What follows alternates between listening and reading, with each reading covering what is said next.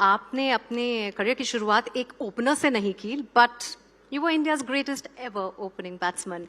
ये ट्रांजिशन कैसे आया and in your mind also वो जर्नी कहाँ से शुरू हुई और कहाँ पहुंची? मैं मिडल ऑर्डर बैट्समैन था, नंबर 6 पे बैटिंग करता था, ऑफ स्पिन साथ में थोड़ी बहुत गेंदबाजी करता था। सिलेक्शन इसलिए हुआ था कि मैं थोड़ी गेंद कर लेता हूँ, थोड़ी बैटिंग कर लेता हूँ। लेकिन हम लोग 2001 में श्रीलंका में गए थे, जहाँ पर हमारे ओपनर सचिन तेंदुलकर जी इंजर्ड थे, वो आए नहीं थे। जो दूसरे ओपनर थे अमय कुरसिया, और वो परफॉर्म नहीं कर रहे थे सौरव गांगुली साथ। तो हमने बहुत सारे ओपनर ट्राई किए। सौरव गांगुली ने, मैंने युवराज सिंह को किया, हेमंत बदानी को किया, अमय कुरसिया और एक दो ओपनर्स। तो एक जहीर खान नाम का एक खिलाड़ी होता था, उन्होंने सजेशन दिया सौरव गांगुली को कि यार सहवाग को ट्राई कर सकते हो, क्योंकि मैंने देखा इन्हें फास्ट बॉलिंग अच्छे खेलते हुए। तो जहीर खान की बदौलत मैंने पहली बार वनडे क्रिकेट में ओपनिंग करनी शुरू करी। पहला मैच में मैंने 33 के कुछ बनाए और दूसरे मैच में मैं 0 पे आउट हो गया।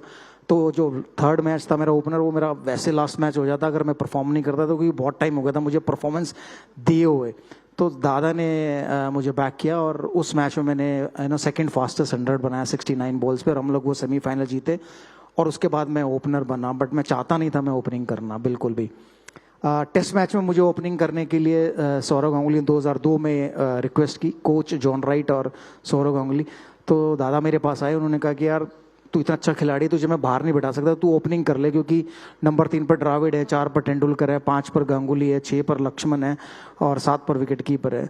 तो तू ओपनिंग। मैंने कहा दादा आप भी तो ओपनिंग किया आपने वनडे क्रिकेट में, तो आप ओपनिंग कर लो, मैं 5 खेल लूंगा। बोला मैं कैप्टन हूँ, मैं तो नहीं कर सकता। तो मैंने कहा कि तेंदुलकर को करवा दो। तो उन्होंने कहा कि बिल्ली के गले में घंटी कौन बांधे, तू जाके बात कर ले, अगर वो मान जाते तो वो ओपनिंग कर लेंगे, तू 4 नंबर खेल लियो। तो ऐसा कुछ हुआ नहीं, कोई भी नहीं माना। तो फाइनली मैंने दादा को बोला मुझे लिख के दो कि अगर मैं दो तीन टेस्ट मैचेस में फेल हो गया तो मुझे वापस मिडिल ऑर्डर में मौका मिलेगा। तो सौरव गांगुली ने मुझे लिख के दिया कि अगर तू इस सीरीज में फ्लॉप हो गया तो मैं तुझे मिडिल ऑर्डर में मौका दूंगा, बट वो मौका कभी आया ही नहीं। तो उसके बाद मैंने पहले मैच में 84 बनाया, दूसरे मैच में एज ए ओपनर 100 बनाया। बट मेरा गेम, मैंने कभी अग्रेसिव गेम छोड़ा नहीं, क्योंकि मैं उसी के लिए जाना चाहता था, उसी के लिए सिलेक्ट हुआ था। तो मेरा ये था कि भाई मैं भी अपने एग्रेसिव क्रिकेट से खेलूंगा तो मैं शायद अपना नाम बना पाऊँ। तो उसलिए मैंने एग्रेसिव क्रिकेट, टेस्ट क्रिकेट में खेलनी शुरू की एज ए ओपनर भी। आज भी अगर हम क्रिकेटर्स को देख रहे हैं, चाहे वो सूर्य कुमार यादव हो, रिंकू हो, हरमनप्रीत कौर भी अगर हो, अटैकिंग क्रिकेट खेल रहे हैं। और ये शायद एक अच्छा समय है यंग क्रिकेटर्स के लिए, जिन्होंने अभी इंग्लैंड के खिलाफ अभी डेब्यू करा है।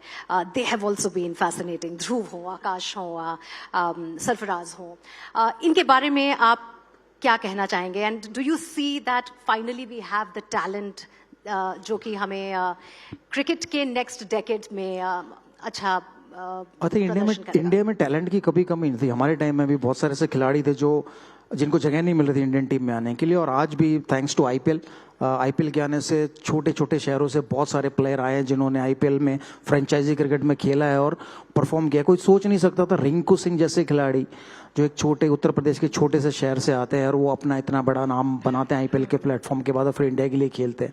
तो इंडिया के पास टैलेंट की कभी कमी नहीं है और उम्मीद यही है कि आने वाले टाइम में भी वो टैलेंट हमें, जो भी आपने नाम लिए, चाहे वो सरफराज हो, यशस्वी जायसवाल हो, गिल हो, ऋषभ पंत हो, या इवन बॉलिंग में मुकेश हो, बुमराह हो, तो ये सब लोग एक प्रोसेस से आते हैं जो कि हमारे यहाँ अंडर 16, अंडर 19 रणजी ट्रॉफी और फिर आईपीएल और फिर इंडियन टीम।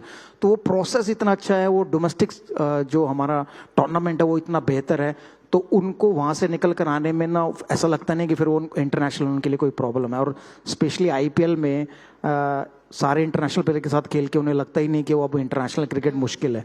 हमारे टाइम में क्या होता था कि हम लोग डोमेस्टिक से सीधा इंटरनेशनल खेलते थे, जहां पर बहुत फर्क था बॉलिंग में कि अगर आप डोमेस्टिक क्रिकेट खेल रहे हो तो आप 130 किलोमीटर पर आवर खेल रहे हो और आप इंटरनेशनल खेल रहे हो तो आप 140 पर किलोमीटर आवर खेल रहे हो, तो वो 10 किलोमीटर का बहुत फर्क होता है। लेकिन आज वो फर्क आईपीएल ने मिटा दिया, वो मिटा दिया। तो हमारे पास टैलेंट हमेशा से था और हमेशा रहेगा।